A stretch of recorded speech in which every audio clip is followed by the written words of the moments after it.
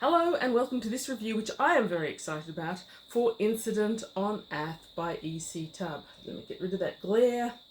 It's a glary sort of day here in Australia where the temperatures are going to approach the surface of the sun. They'll not reach it, obviously. So, Incident on Ath is Dumarest Saga number 18. I've got it in this Arrow. Most of my Dumarest Saga are in Arrow, so I've got a couple of older ones, and it's a wraparound cover. It's very science fiction-y, but you've got those excellent little spaceships in the background and some moons that bear no relationship to anything that happens in this book, except that it's obviously science fiction. The spine's a bit faded, and I bought this one online with no regrets. So we've got there an action figure male who might be Dumarest, or indeed any other action figure male of the science fiction genre, killing an alien, like no alien that appears anywhere in this saga that I know of, but I don't care. He's a pretty cool alien with that tiny little tail that can't do much and those rather strong glutes. And there's a blonde girl wearing a red 80s bikini with buffed 80s hair in the background. This one is exciting because it is actually the last one, almost the last one from the entire saga. Now, a little bit about E.C. Tubb. Edwin Charles Tubb was an author born in 1919 in Londoner born and bred, lived there his whole life as far as I know. And for 50 years, so 5 decades of his working life, he was primarily an author. He wrote science fiction, fantasy, I believe, though I've not read any, and westerns. I don't know why it always surprises me when a British author writes something like westerns, but nevertheless it does. He had a huge number of pen names, and many of them, let's see, Carl Maddox, Alan Guthrie, Eric Storm, were all ones that he used, but most of his pen names were publisher house names. He had a couple of pen names that he shared with H.J. Campbell, Brian Shaw, and there was another science fiction that he shared with as well. E.C. Tubb obviously was his personal name and so not shared, and he had one more alias, Charles Gray. I think that was one from the 1950s, and I think that was one of the ones for westerns. Anyhow, prolific author. And the Dumarest Saga is apparently his best known. It's called Dumarest of Terra in the US, but the Dumarest Saga in the UK and Australia. It's a bit scary that it's his best known because it seems to me like it's not anywhere near that well known as it should be. I think they're great. I've been addicted to them since my teens when I first came across The Winds of Gath in a very old, not so much second-hand bookshop as 15th hand bookshop.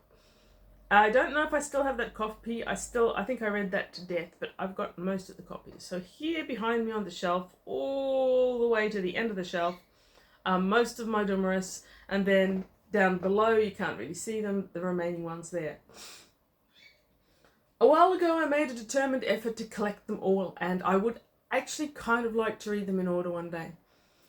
I got the second last of the early series. I think that was Mayan or Jandal. It was one of the ones named after a girl. I got that last year or the year before last. Incident on Ath number 18 was one of the last ones I was missing. Now I am only missing 32 and 32 and 33. They're the final ones. They're the ones where the saga ends, and I have never read them or found them. If you, wherever you are in the world, find 33 especially, but maybe even 32, let me know. I am willing to pay for these books. I'm even willing to pay the exorbitant amount of postage that bringing anything to Australia takes. I want to read those books. I want to own those books. The saga itself, as I said, not as well known as I feel it should be, but is still apparently his best known. Now, the first one in the saga is, a bit more about Tubb. He was quite strongly in the science fiction community of England. Michael Moorcock talked about him several times. He was an editor for one magazine, I think it was Authentic Science Fiction, for a couple of years. And of course he wrote prolifically. and still not really well known. I've got somewhere here, I've got the... Ah, yes.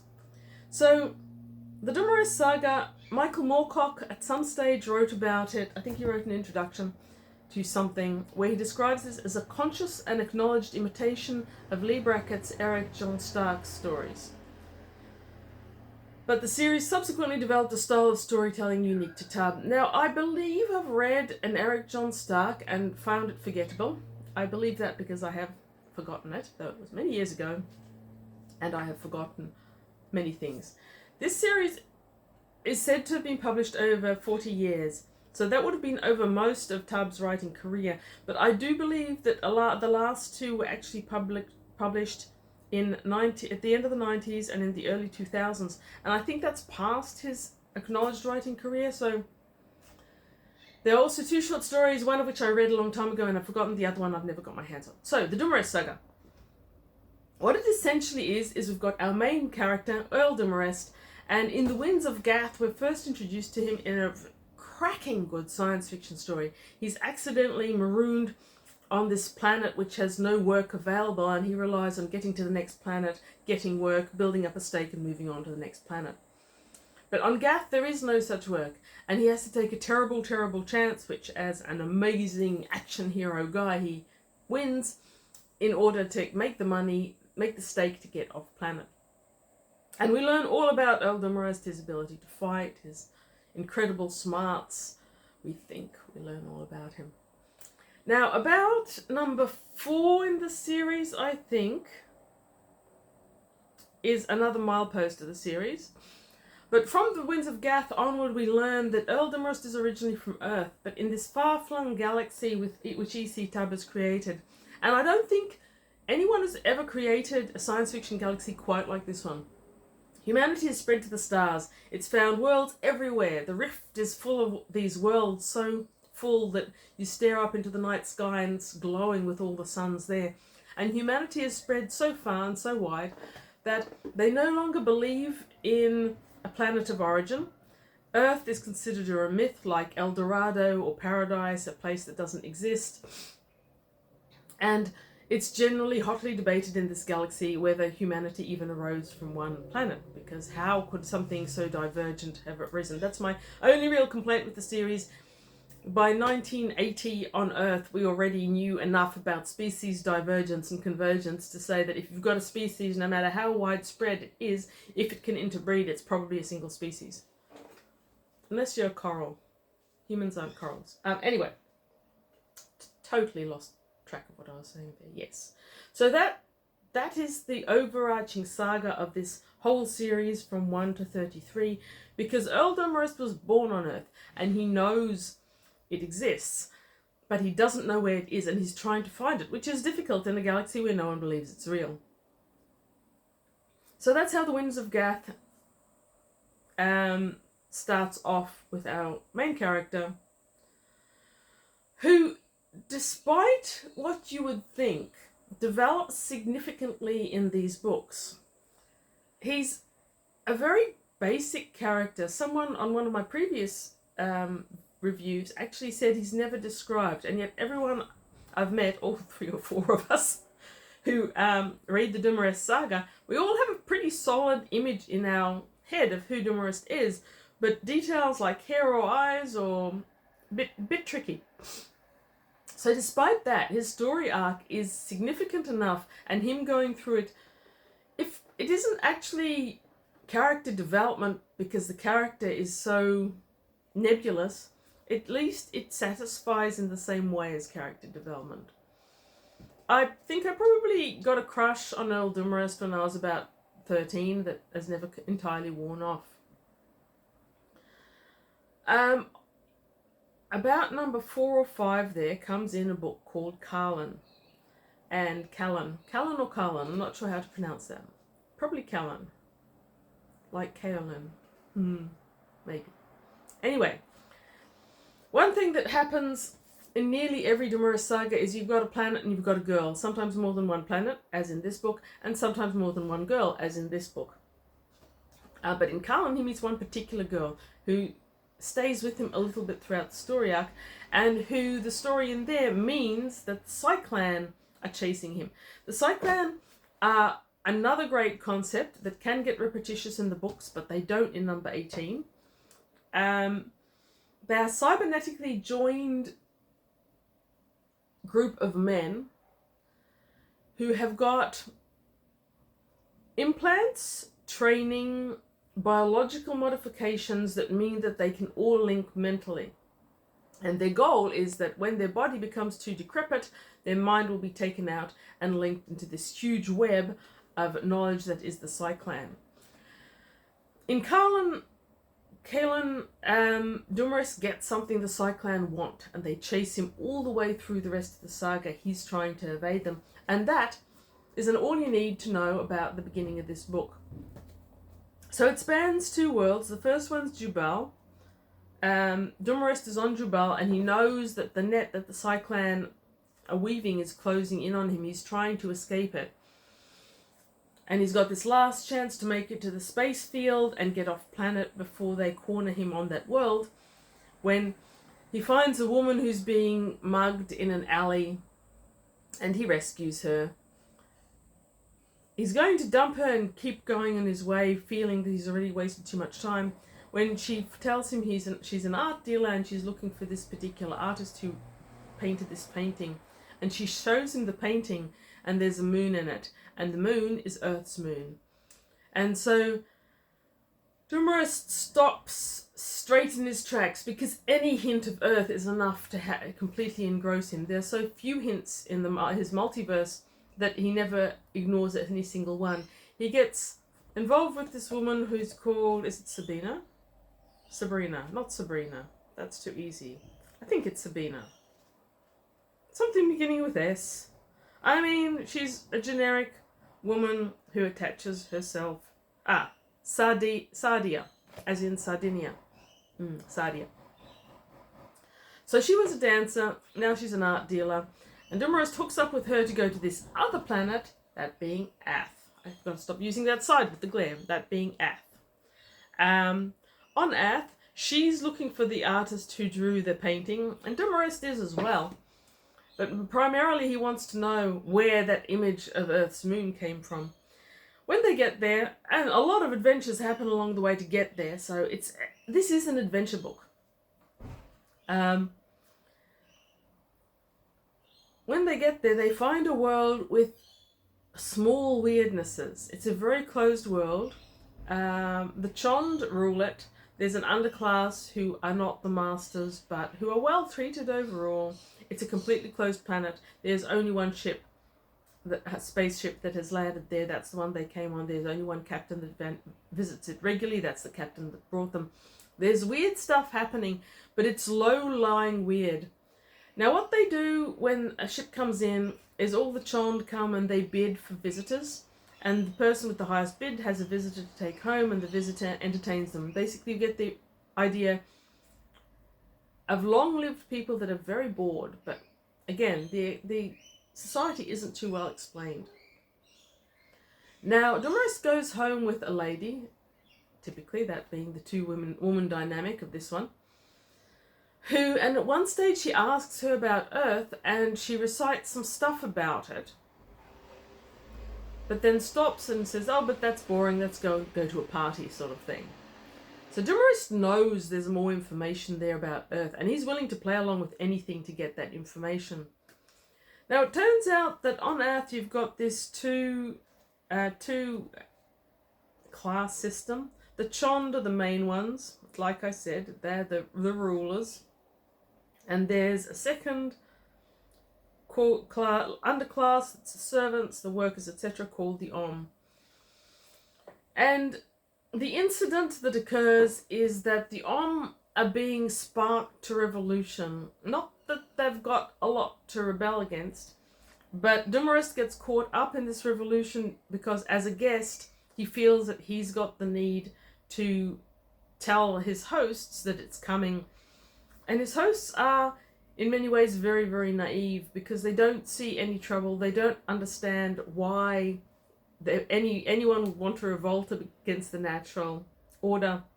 They don't see it coming, and they're kind of hurt and they don't know what to do about it. So once again, we've got this really, really exciting space opera type book. There's not a lot of science in it, the series in general, and I think most of it's concentrated on one or two specific science ones, like Toy World. I think that one had a lot of science. I think the writing in this series is excellent.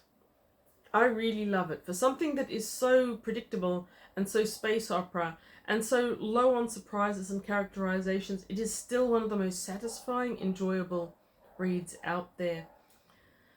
Now, back in the day, Michael Moorcock again said about Tubb that his reputation for fast-moving and colourful SF writing is unmatched by anyone in Britain. And I'm not sure that it's really not still unmatched for me. There's something different, enjoyable, almost insightful as to the human condition about these fast-paced stories which could be very two-dimensional. You've got this man who essentially nothing can bring down. He's an amazing fighter. He's a strategist. He keeps winning. Whenever he runs out of money, he goes into a fighting ring, and there's a lot of fights in them. I like fights, so the fight scenes are well done. He goes into an arena, usually against a proven champion, and he always wins. He might get a bit beat up along the way, but he always wins. So this should be predictable, but in many regards, it doesn't feel like it's predictable, because a predictable book you're reading, they're going, ho-hum, I know what's going to come next. This one, you're entranced, or I at least am entranced the whole time I'm reading it. So Incident on Earth finishes after the revolution, and I won't mention how that happens, because this is probably one of the less predictable in some senses books. We know Dumarest is going to survive, but we don't know about anyone else. We don't really know what's going to happen on the planet, except because it's 18 and there's 33 of them, we know he's not going to find the coordinates to Earth, but he's going to find another small clue. Because all the later books do basically accumulate small clue after small clue. Having read number 19, but quite a while ago, I seem to remember that the clue that comes from this book sends him off into his next adventure pretty directly. Most of these books can be read as standalones perfectly well. It starts on a planet, Tubb, it ends on another planet, Ath, events happen. A story arc successfully completes every single book, except I think for one of the very last ones, which is unique amongst storytelling in the 2025s. 2020s in general. Normally, any story arc that you're given is going to go across the whole series, so that you have to buy them all. But E.C. Tubb was a better writer than that. Every single book is satisfying in its own right, its own story arc includes, but there's usually a crumb or a clue that takes you into the next book.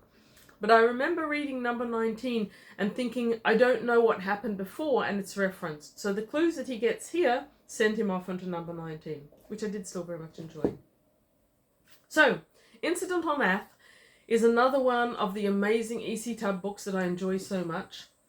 I really, really would like to complete this series one day. I might have to take measures like going online or bribing people who live in the UK to look for them for me. I don't know what I can bribe them with. Fake koalas? Cadbury's? Anyway, I also have more E.C. Tubb that I have not yet read because I feel just a tiny bit superstitious. I do love the Dumarest Saga so much. It seems kind of wrong to diversify into another series before I finish this one. Incident on Ath, I do recommend. You can read this as a standalone. If you are intrigued by this review that I have given you, I am delighted that you are intrigued. If you come across this book on your local secondhand bookshop and you go, should I read it? Yes, you should. The fact that you haven't read any of the other ones essentially doesn't matter. There's a couple of tiny references. It won't bother you. The story is fast-paced, as Michael Moorcock said. If you can't trust Michael Moorcock, who can you trust? Maybe not me. I'm an unreliable, omnivorous reader. I think E.C. Tubb's great. Thank you for listening to me ramble on. Have a great day. Read good books. Definitely read E.C. Tubb if you can, because I've got to say, I haven't read his westerns, I don't think, and I am intrigued by his Foreign Legion books. But E.C. Tubb, he knew his writing. Read an E.C. Tubb. They're good books.